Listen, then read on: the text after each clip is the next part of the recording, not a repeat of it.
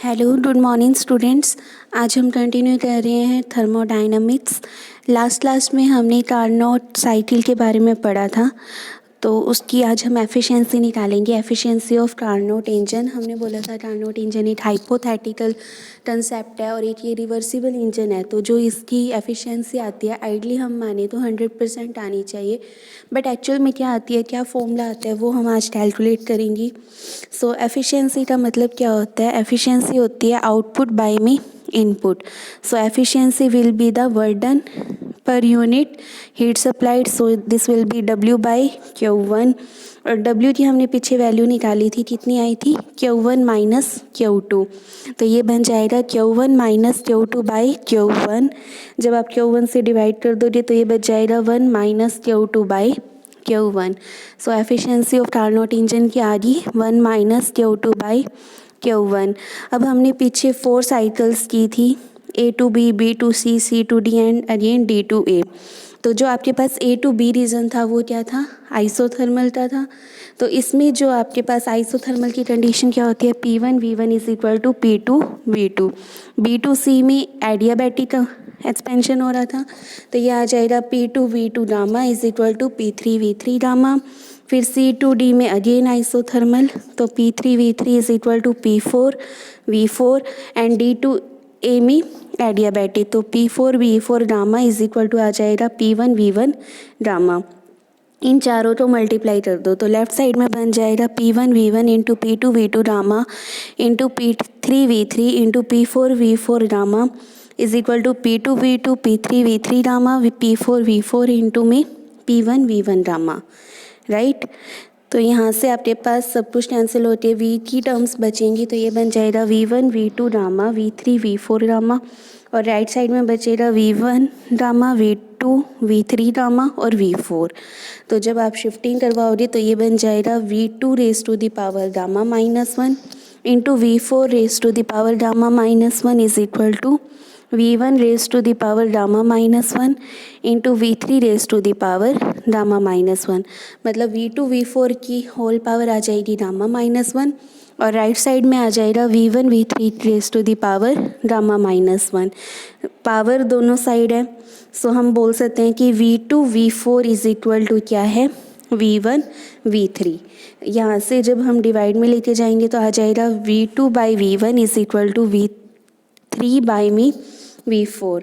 अब दोनों side load ले लो, तो लोड V2 बाई में V1 इज इक्वल टू आ जाएगा लोड V3 बाई में V4।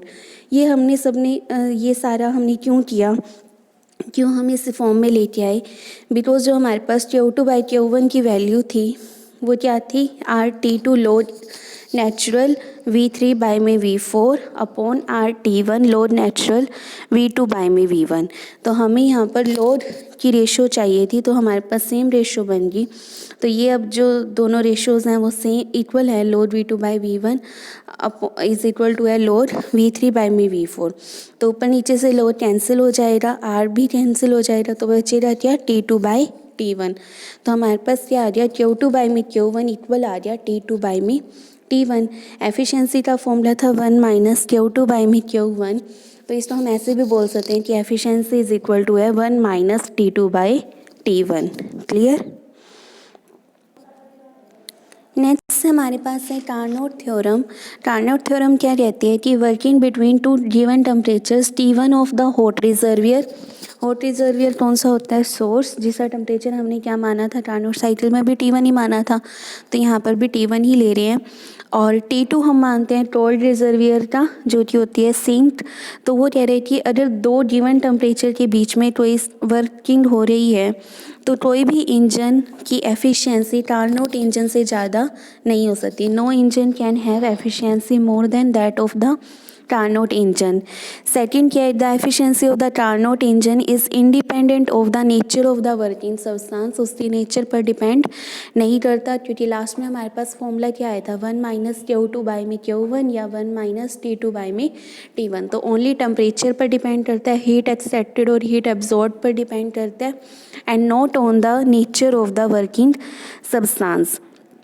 Engine use for realising this ideal cycle, जो आइडियल हम मानते हैं वो इसको मानते हैं कार्नोट इंजन को, तो हम इसको बोलते हैं इस card as Carnot heat engine. अब हमने कार्नोट थ्योरम का प्रूफ देना है, तो सबसे पहले हमने क्या किया, एक रिवर्सिबल इंजन इमेजिन किया जिसको हमने ले लिया आर, और एक इरिवर्सिबल इंजन भी लिया जिसको हमने बोल दिया आई, जो कि वर्क कर रहे हैं between the same source and sink. Source का टेम्परेचर है T1 और सिंक का टेम्परेचर है T2। इन दोनों इंजन को हमने कपल कर दिया कि जो आई है वो हीट इंजन की तरह एक्ट कर रहा है, और जो आर है जो रिवर्सिबल है वो रेफ्रिजरेटर की तरह एक्ट कर रहा है।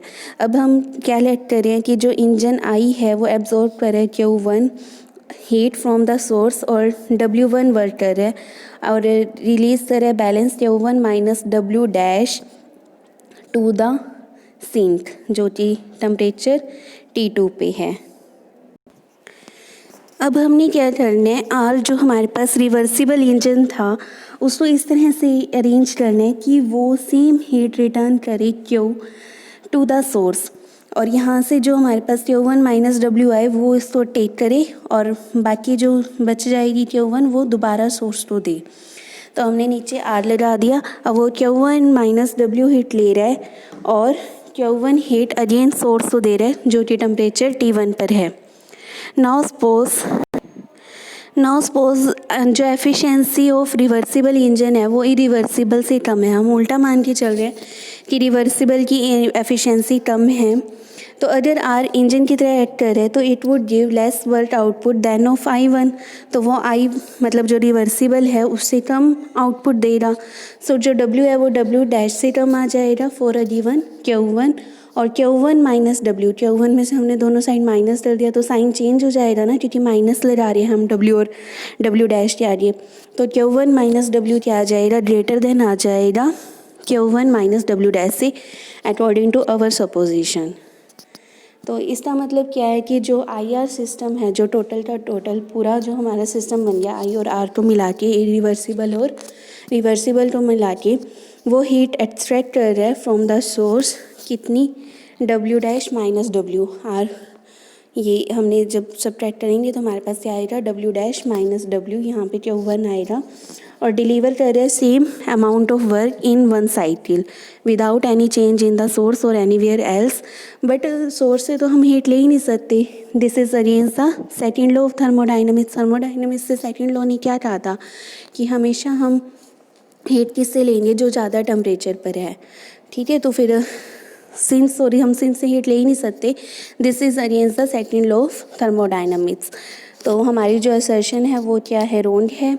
इरिवर्सिबल की एफिशिएंसी कभी भी कार्नोट इंजन से ज़्यादा नहीं हो सकती, रिवर्सिबल से ज़्यादा नहीं हो सकती। और सिमिलर आर्ग्यूमेंट हम सेकंड स्टेटमेंट के लिए भी कर सकते हैं कि जो कार्नोट एफिशिएंसी है वो इंडिपेंडेंट है वर्किंग सब्सटेंस के लिए। तो हमारे पास Q1 by Q2 is equal to T1 by T2 हमेशा होल्ड ट्रू करेगा for any working substance use in the Carnot engine. Clear.